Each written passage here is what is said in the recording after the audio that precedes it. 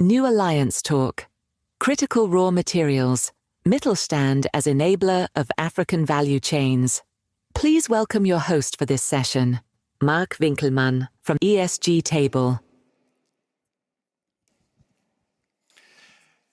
Good afternoon and welcome everybody to this session, a session in which we will be discussing critical raw materials, value chains in Africa, and small German medium-sized enterprises, the so-called German Mittelstand. There's no doubt for its energy transition, Germany and Europe need many resources that we often lack here, or at least do not have in sufficient quantities. Resources that in turn are available in countries in the global south and are mined there. But the question is, are our interests and our strategies aligned already today? Are both sides pursuing the same goals, the same shared goals? And how can we ensure that this collaboration is fair and sustainable? So that industrial value chains emerge that are based on partnerships rather than continuing to rely on extractive, purely export-oriented models that have dominated in the past. To discuss this, I would like to ask our speakers on the stage, and I'm glad to welcome first up Bärbel Kofler. She is the Parliamentary State Secretary of the German Federal Ministry of Economic Cooperation and Development. Before taking on that role, yes, of course, have a seat here. This is mine here. Before taking on her role in 2021, she was the Commissioner for Human Rights Policy and Humanitarian Aid for the federal government and has been a member of the German Bundestag since 2004. And I also welcome Sabine Dall'Omo. She is the Chairperson of the German African Business Association, the Afrika-Verein der deutschen Wirtschaft, which is a leading network for German businesses engaged in Africa. She herself, of course, has many years of experience working in Africa. And we have a third guest, as you can see on the screen right now. Unfortunately, he can't be here with us today in person, but we are very glad to see him on the screen. Mwiinga, he's the National Coordinator for the Extractive Industries Transparency Initiative in Secretariat in Zambia, which is hosted by the Ministry of Mines and Minerals Development of Zambia. The EITI's mission is to promote understanding of nature, resource management, strengthen public and corporate governance, and accountability. Welcome to you too. Glad to see you. One last thing before we get started. We have reserved the last 10 to 12 minutes for questions from you or comments.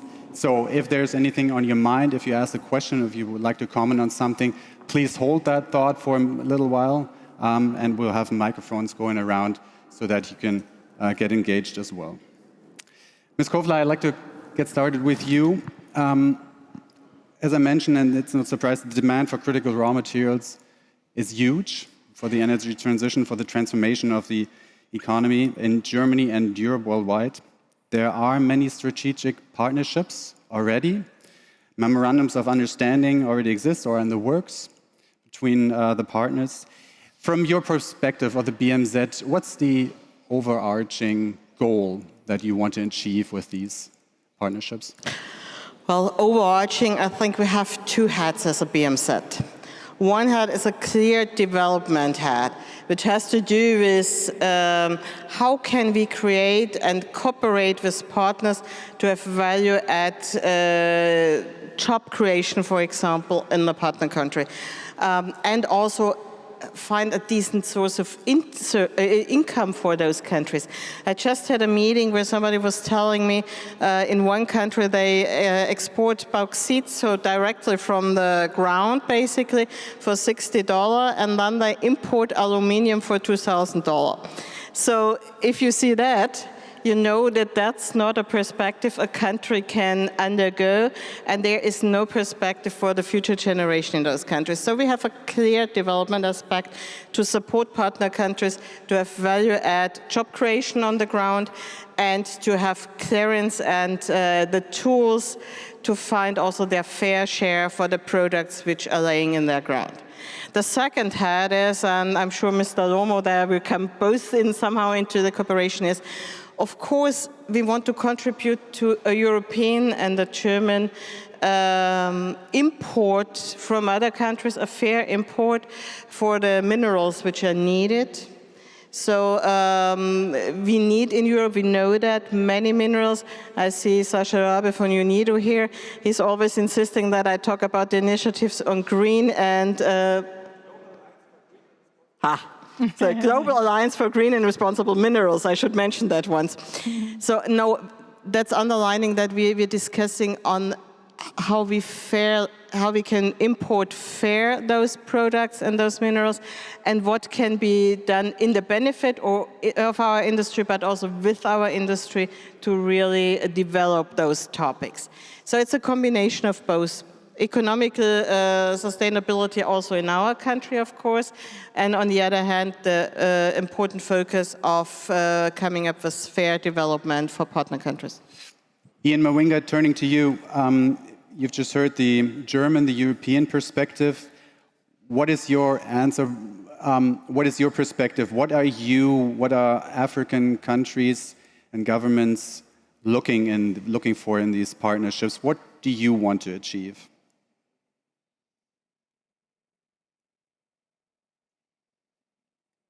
Ian, can you hear us? The screen seems to be frozen.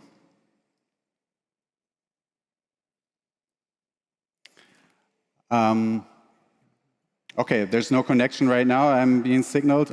He seems to be back. Ian, can you hear us? Yes, I can hear you loud and clear, but I'll pause the camera for a moment just to benefit from the bandwidth. Okay, I'd like to repeat my question now.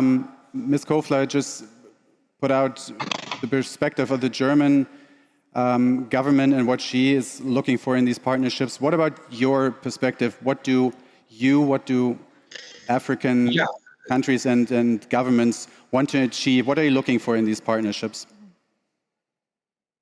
Well, thanks a lot for that question. Just to mention that I think the African governments are looking for a win-win situation to start with. And you should be aware that a lot of the sovereigns and private players have signed MOUs with the governments. And I think in particular with the EU, you have to look at it from the global gateway perspective. So you have seen, for example, the global gateway has been the instrument that the EU has been using to engage with Africa. But I think also what you ought also to realize is that some of these instruments need to take into account the different perspectives of these countries.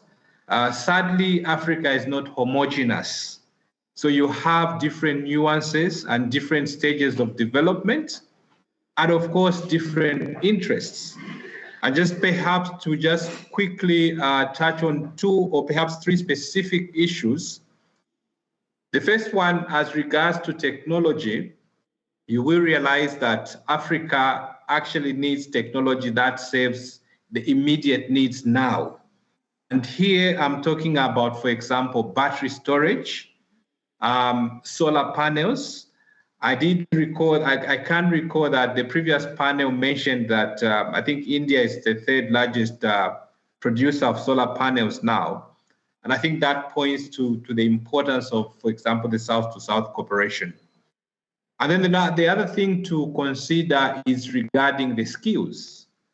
And we are talking about the skills for now and the skills for the future. So how do we actually develop the skills that are future ready? And that is very critical. And then, of course, the final bit in this aspect is the issue of local content, which is very, very important. And local content in this perspective, we are not just looking at imports. We are looking at building a local manufacturing base that utilizes the minerals that are here. And it is important also to note that the local content needs to be linked to the industrial policy. they should not exist in exclusive spaces. So for me, I think that's really what is key, and the underlying principle there is a win-win situation. I'll leave it at that for now. Thank you. Thank you. I'd like to get into details a little bit later, but turning to Mr. Dall'Omo, you've heard both sides now, and from your practical experience, as I mentioned in the intro, how aligned are German, European strategies and interests with African ones? Of course, this is not, it's a big continent, many various countries with maybe different interests, but is that a match, a perfect match already? Yeah, well, first of all, on a positive note, I think since, also Mrs. Kofler already mentioned, specifically in Europe, but also we are in Germany. In Germany, there is a bigger awareness of why this is important. And I do believe that looking at, what we heard from Zambia, but what we heard from Germany, that there is a bigger willingness to consider both sides and find basically ways on how to implement projects. Because, if you think about a mining operation, the reality is if we look at what we need for energy transition, for digitalization, in the moment, as society works, everything we require needs to be farmed or mined, because the circular economy is not yet in a process that it makes a valuable input where at the end an affordable product is there. So we have processes, but it's not cheap enough. So it's still cheaper to mine product in that context. The second phase is, if you think about a mining operation, if you're a company in the mining space, you invest for 30, 50, 70 years. So it's not just that you have your capital deployed to that specific mine, but you also will develop an ecosystem around it. And specifically, if we look at ESG and the requirements in order to get products which are compliant with these standards, you do need to work together, because at the end of the day, the local representatives in the individual countries, as mentioned, they know the ecosystem best, because even a mining company is not able to do everything what is needed for the ecosystem. So if you think about like water, you think about electricity, you need some critical supplies, you need spare part production, because most of the mines are not close to where the center of the cities are, but they're rather remote in areas where there is hardly a connection. And I do believe that we see more and more specifically that kind of alignment, because for a mining operation also in a country to flourish, it means the community needs to be engaged. They need to see as themselves economic opportunities through the land use. And we do see that there is more, alignment than maybe in the past. And specifically also when we look at some of the projects the German government is supporting, but also Global Gateway, it is not about one individual project. It's about the whole ecosystem, what will be depending on, say, a rail connectivity, on a mining operation, and then have additional value add created in the countries exactly as the countries require, because you do need to come to a point, if you want to deal with the ills of Africa on high youth unemployment, you need to create these economic opportunities, and you're not going to do that just by pure extraction. Mr. Mwiinga, Mr. Dall'Omo has put out a few skill sets for a company and what could be needed. Could you go more into a little detail? What do you seek from, especially from German companies? What's most valuable to them? Because we don't have big mining companies here, but is it technology transfer? Is it skills development, local sourcing? Could you describe what you're in particular looking for? Well, I think it's literally, as I mentioned, that the skills must match the future ambition, and all this has to be anchored around the industrial policy. So that really must be taken into account. And here, I think one thing that needs to be addressed is the type of skills. And we are looking at artisanal skills that are really your first level into the mining operations. You can't have one engineer supervising 10, artisanal artisans in the mining company. But we are also alive to the fact that the mechanization and digitization of the mining sector is actually a risk that we have to contend with.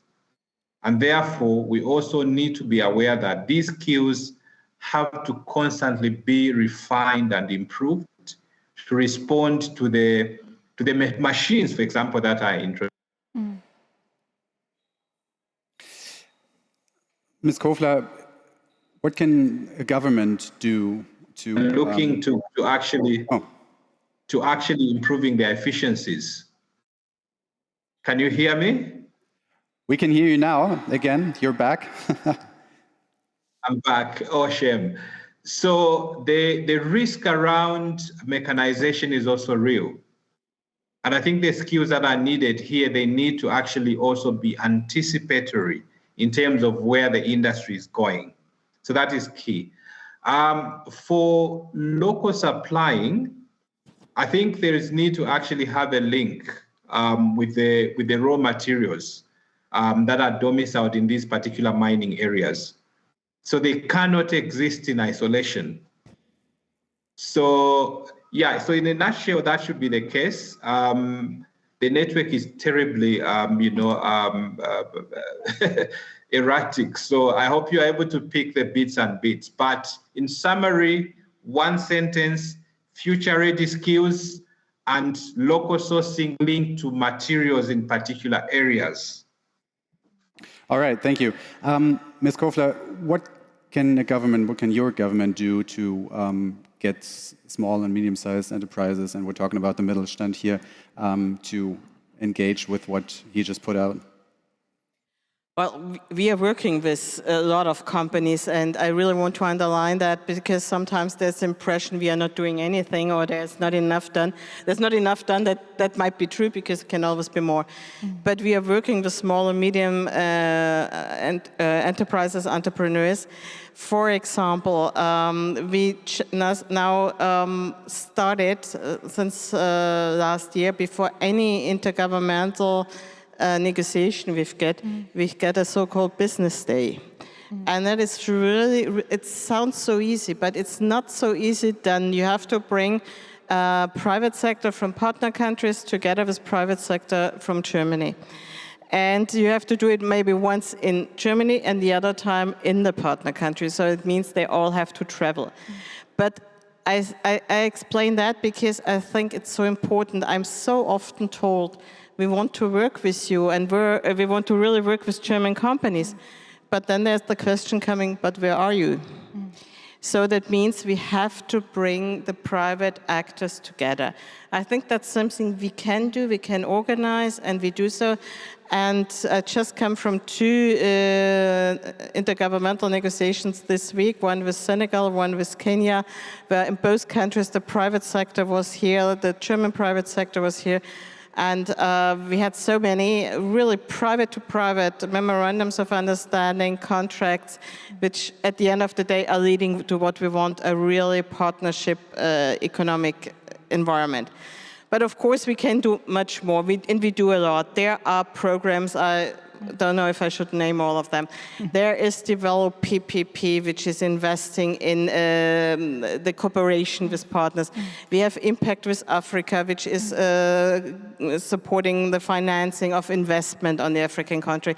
We have Trade Connect, which is new, who is in both sides supporting credits on trade, as the name is saying. We recently, a few months ago, launched with artificial intelligence a tool which is guiding and providing the information needed for the business sector to get all the information for support, support, finance, country information, whatever you need if you want to invest somewhere else. It's the so-called Lotse für Wachstumsmärkte. That's the German word. So something which should guide you through in growing emerging countries' economies. So the list is quite long. We have programs from TEG, from EPEX, from KfW. We have the board, the help desk, which is helping with all the regulations which are on the table and helping both sides. So I could talk long, but I stop now. I was going to ask, or I'll pass on to Sabine Dall'Omo, is the more the better? I mean, the list is long, obviously. Should it be even longer? Well, I would not make it longer because I think we have already quite a number of tools available, and that's maybe also a little bit a challenge sometimes because it might be more helpful to be a bit more precise on a few topics, and then it might not grab everyone.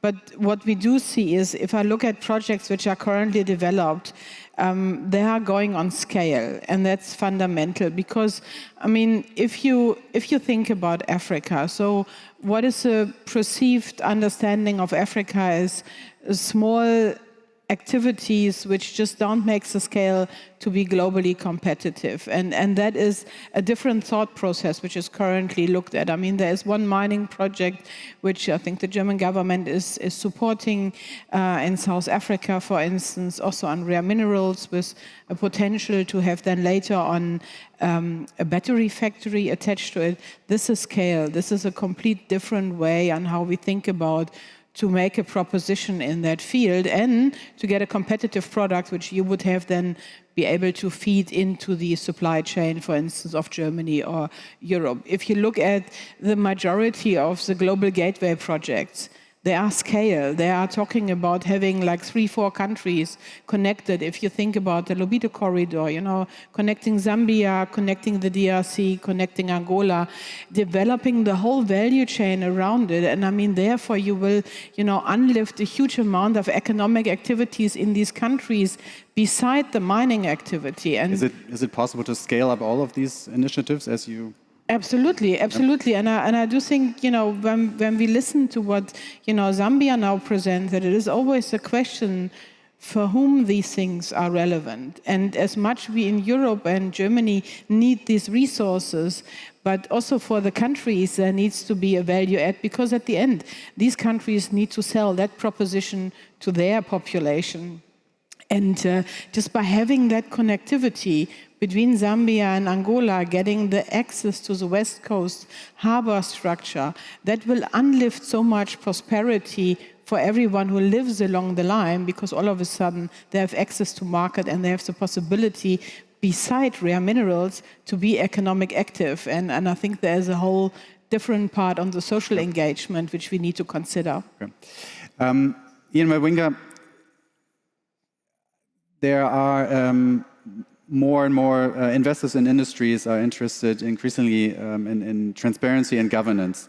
They see that as more and more important. How can an initiative as EITI help that you're working for build trust, attract sustainable investments, and make sure that resource development benefits the local communities? Well, I think transparency is actually the currency of transaction in this space. And I think if you want to build anything sustainable that builds trust between the investor and the community, you need transparency. And transparency in this case has to be all round. And that is why for the EITI, we have a multi-stakeholder approach where we have industry, communities, represented by civil society and government in the same place. And so that is very crucial to actually get, you know, the conversations going. But also, we have to go beyond transparency. We have to look at the other side of the equation, which is accountability. And that is critical because for completeness, you need to account for every financial contribution that is made, for every investment that is coming into the community in terms of, is it fit for purpose? And that is crucial.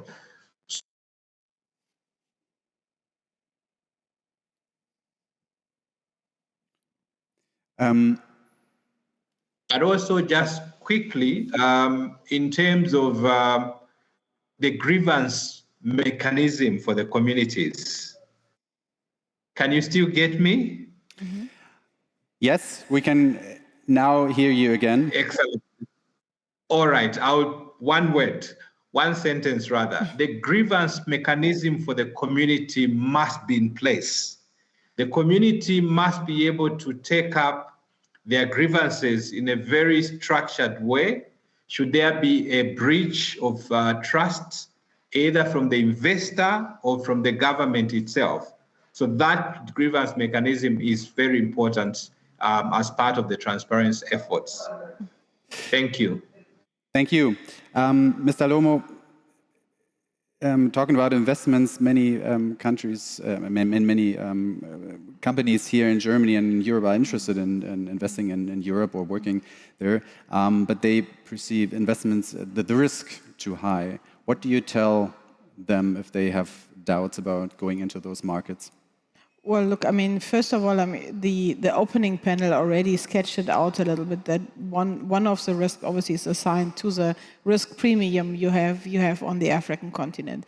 But specifically, as Ms. Kofler said, there are a whole host of instruments available through the BMZ, which exactly target that risk which is perceived to the African continent and which basically can cushion it for the local investor out of Germany who maybe wants to go into an African market.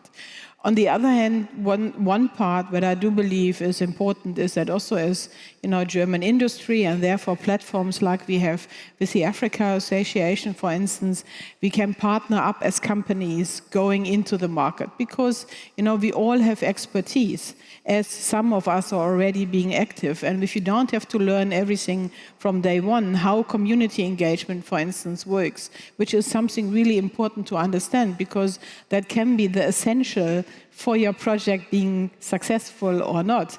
So having that kind of expertise, using the network of companies which are already being active on the African continent, obviously in a compliant antitrust way, but it will help us because we can share as a German community these kind of assets. And other countries do that as well. If you look to other European companies or you look to some of the Asian countries, they go as a pack of all the companies you need in order to bring these kind of assets to the forefront. Minerals is obviously another little challenge because it's not the home turf of Germany, so there are other companies we can partner up with, but also here it is like a defined number of companies which are operating in that space and where you can easily connect with in order to get a good understanding what it requires to invest into these regions. You've talked about Asian companies, for instance, and I'd like to get into that competition debate a little bit, Ms. Kofler. There's, especially in Zambia, for instance, a huge competition about copper, for instance. US companies, but especially Asian, Chinese companies in those markets and interested in those resources, in those critical raw materials, and they are less interested in, let's say, sustainable value chains than we in Europe are. How big is your concern that African nations, African partners find this financially more lucrative and stick with those? Well, I think it would be unfair to say that African countries stick with those because it's financially attractive at a certain point. I got a lot of conversations with governments, but also with regions, civil society, who say, actually, we want what you are offering. We want sustainability, we want standards, we want fairness, we want this added value job creation. That's why I'm always saying our unique European selling point are standards. What we have to take into consideration is, are we really quick enough? I think that is one thing we all have to work on that, because yes, sometimes standards are coming also with a long turn. That's one thing we really have to make ourselves clear. We have to get quicker, and we have to somehow taking the risk is the wrong word, because not everything is as risky all over. There are a lot of difference. But we have to be there when the market is not already fully explored. If we are waiting here until a market is totally fine, 100% explored, then others have been there before and others are doing the business. If we want to be there, also in setting positively together with the partner countries the rules, we have to invest in a momentum where it's not too late. And I think that's something we are risking. We have to think about how to change our guarantee instruments, for example. That's an interesting thing also for companies. They have challenges in that. Just had a conversation with the president of the African Development Bank. Africa is, for example, coming up with an Africa-wide new guarantee tool, EITI. So there are things which has to be brought also to investors and to companies, that there are possibilities and chances on the continent, and we should use them. I got the experience then we are welcome partners, but once again, I was saying, I'm asked quite often, where are you? So we have to be there. Ian Mwiinga, how would you respond to this sustainability question? Is that, as Ms. Kofler put out, a unique selling point from Germany and Europe that you are looking for, and you think that Zambia and other governments are turning to instead of, for instance, Chinese companies? Well, I think it's nearly almost obvious that where the Chinese have entrenched their operations in the mining sector, and even when you talk about the European or the EU adding value, we always ask, adding value to what? Because you don't own any mines. So therefore, the way this has to play out is that the EU also needs to actually come down into, get into the upstream in a way and begin to control the production of the minerals to add value. Because otherwise it will be difficult to add any value downstream when you don't own, the mineral that is extracted. So sustainability is very key, but also it's important to de-risk the supply chains. We always say that risk is always priced in by the EU, but not the upside. So therefore, the EU need also to find a way to actually bring the cost of complying to these standards down. If you look at the human rights requirements in the supply chains, it's a very onerous process to actually, comply with that. Even as we talk about ESG, of course, for me, I talk about.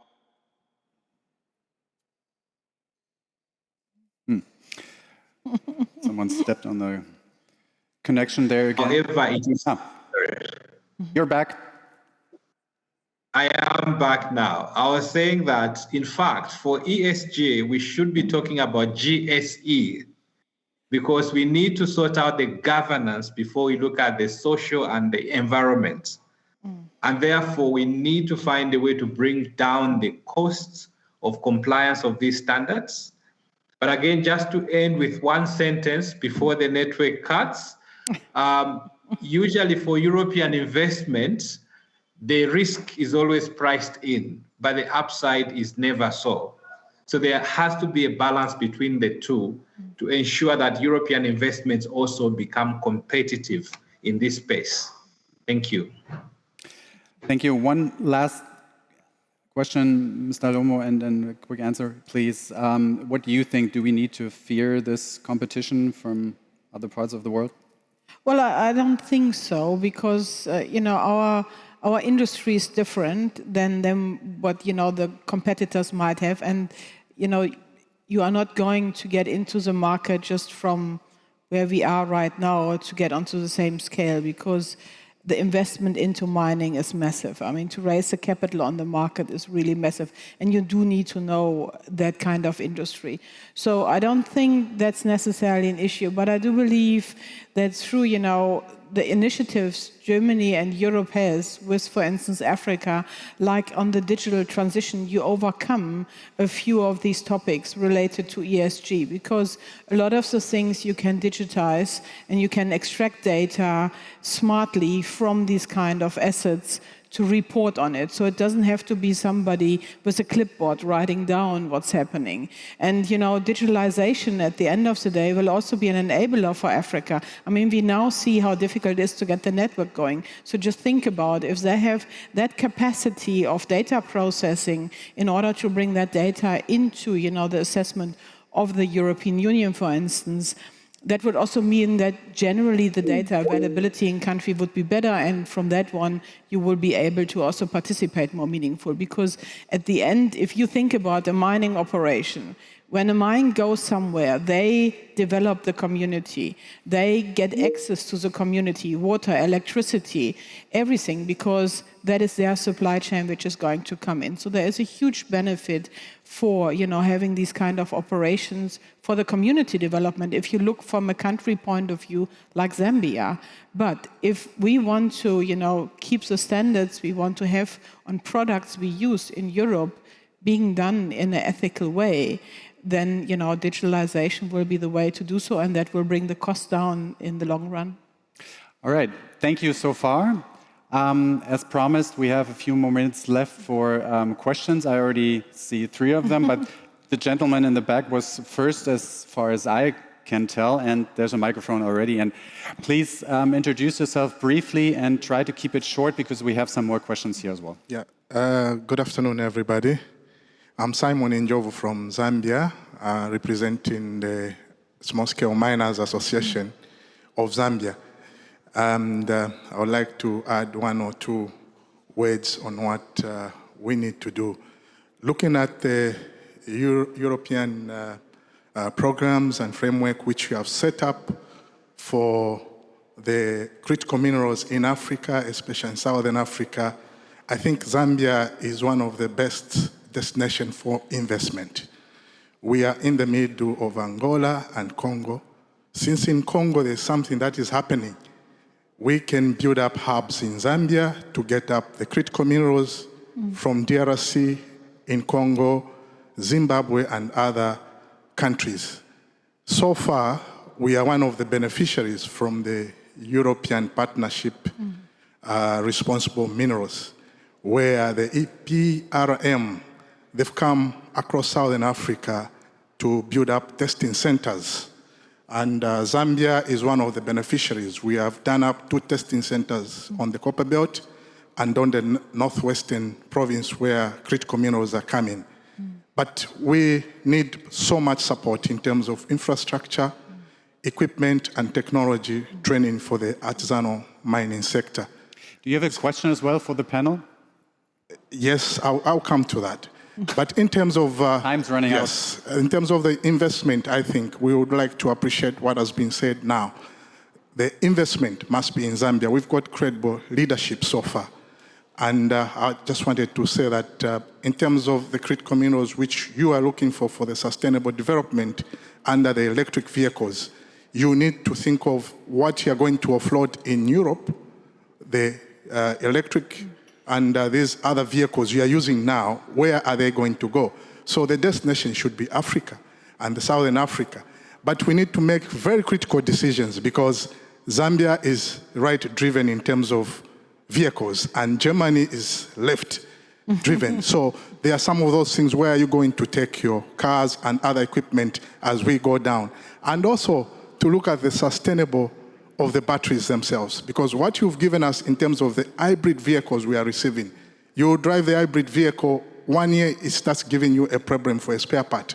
So we need to look at that in terms of where we are going to accelerate the programs of Hamburg Sustainable Conference. Thank you. Thank you very much. Then we'll have, I don't know who was first, the lady behind you. Okay. And please again, try to keep it short. Thank you. I'm Alain Asimwe from Trademark Africa, Trade and Markets Africa. We cover 23 countries. One of the issues that hasn't been touched is policy. And we are seeing a shift in trade policy for many countries. They are banning export of raw materials. So I think it calls for a paradigm shift in terms of how, for instance, Germany and the EU partner with Africa.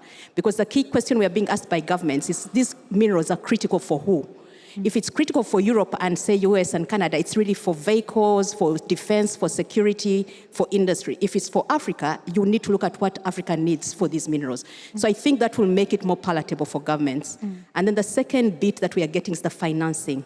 Much as they are cutting and banning, we don't see the appropriate financing. And China right now controls 80% of processing capability globally and financing. So is Europe ready to put in those resources to develop these critical minerals? Because it's right that they are developed on the continent, and as Ian said, how do you gain value if you're not part of the production? So those are very big issues for Africa now, with all the governments we are engaging. Thank you. Thanks for adding that, and please pass on the microphone to that, and we'll come to you as well. Thank you. Marina Ponti from the UN SDG Action Campaign. My question was, in this very important discussion, where the issue of illicit capital flows comes in. Because I think in this European offer, I think my question is, what is the angle in terms of taxation, ensuring that domestic resources remain in the country also for the government to be able to invest? Thank you. Important question. Do you want to pick up on that? I can take up on that.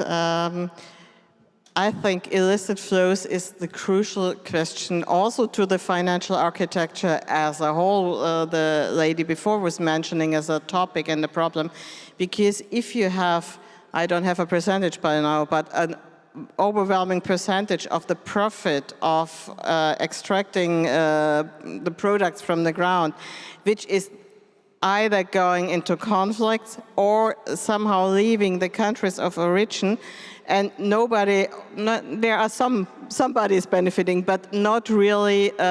It's not a common benefit, neither for the countries of origin nor for those where the companies from extraction are at the end of the day really coming in. That is something we have to tackle. We are working as BMZ, for example, in a very challenging environment in the Democratic Republic of Congo. Also with the International Conference on the Great Lakes, with technical expertise and really with the aim to better the transparency situation, but not only transparency, it's beyond, like the colleague was saying, on illicit flows. If we are honest, on a conference like that, I think the topic of illicit flows needs an international, universal approach, to be honest. We have to change rules. Countries like Mo Ibrahim today in the morning was saying that's a challenge for countries of origin who have to have clear guidance and clear policies and security issues, but also Europeans, Americans, whatever countries have to have a clear policy on fighting illicit flows. It's benefiting only a few. Sophie Punte, CEO of Lifelinks, an NGO co-founded with the Kuhne Climate Center. Critical raw material supply chains depend a lot on logistics and transport. And transport is the cheapest link, the missing link, and the weakest link. And my question to you is it an idea that Europe also sets up partnerships to co-invest in better logistics and transport? Because it benefits the CRM supply chain, but it also will benefit local development and local trade. I would appreciate your views on this. Thank you. Yeah, maybe I take this one. So if you look at the Lobito corridor, for instance, that exactly where there is co-investment going in to help the capital to be raised by the European Union, and then have also European companies participating in running, for instance, operation or basically managing these supply chain centers around the line. You will see, for instance, in Namibia, there is quite a significant investment going in specifically to get Transnamib going and the port authorities. You see quite a bit of investment coming in from KfW also into the South African activities to get that rail network revitalized, because, as you rightly say, you will have unintended consequences in a positive way by having these kind of lines and transport corridors open, because you are able to use it for more than just, the commodity. Yeah, definitely. But I just want to make one comment to the illicit funds. I think one part which is often completely underestimated is the impact and the negative impact these illicit activities have for the society, and the negative impact it has also for the infrastructure, because they work according to principles which are not ESG, and they don't care on how they get the gold washed out of the remainder. And so the capital for the states, which are potentially already fragile, to give the little infrastructure they have up and running when you have these kind of activities is really severe. And I do support you in any way or form. This needs to be rooted out and stamped out on a global scale, because the money is not used for the right intention, and it's really harming the most vulnerable people on the planet. No? Time's up, but we're allowed to have one more question. I'm allowed to. Please.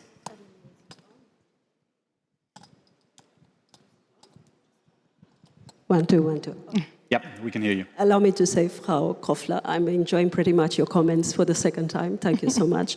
When I look at session details, you say the session looks into middle category companies of Germany into Africa. Now, Europe has its own problems. How do you keep the appetite of European companies to go into extremely challenging countries, given as well that, especially on the financing side, because these are loans or money that need to be repaid, and a lot of those countries, they have banking issues to transfer or repatriate funds into those countries, such as Germany and any other country that may want to invest. So again, to keep alive that appetite for the middle session of business in Germany, how do you go about it? And by the way, for Zambia, Angola is supporting quite a lot, and I'm representing Angola in diplomacy, business, culture, and as well community. So we do a lot for Zambia. Thanks for that question. Well, it's a good question, and a question, of course, we can debate much longer than I have time now on. But first of all, we've seen at the big mining fair, EITI, this year, that Germany had a really big pavilion there, and most of the companies who were exposing themselves to the African market were small, medium enterprises. So there must be an interest in those companies, because otherwise they wouldn't have undertaken the voyage or the traveling to this fair. And to be honest, I don't think we have a big choice. We have to be clear. If we are not investing, others are investing. If we want to see raw materials extracted from wherever on this planet, the working then on that material is somewhere else. And we are not only price-wise depending on importing them, but also in the mere existence or the mere possibility of getting those materials to Europe. If we want to keep that dependency running and taking that risk, I think the risk is smaller to invest and do that probably on a way where we both can look into our eyes and say, yes, like we heard, it's a win-win situation for everybody. It's at the end of the day also economically wise the better decision to do so and diversify also in that sector. Thank you very much. Our time is up. Thanks a lot for your questions and your comments and engaging in this discussion, and especially thanks to our three panelists. Ian Mwiinga, I hope you can still hear us. Sabine Dall'Omo, Bärbel Kofler, thanks a lot, and all to you, have a good day and a good conference. Thank you. Thank you. Thank you. Bye.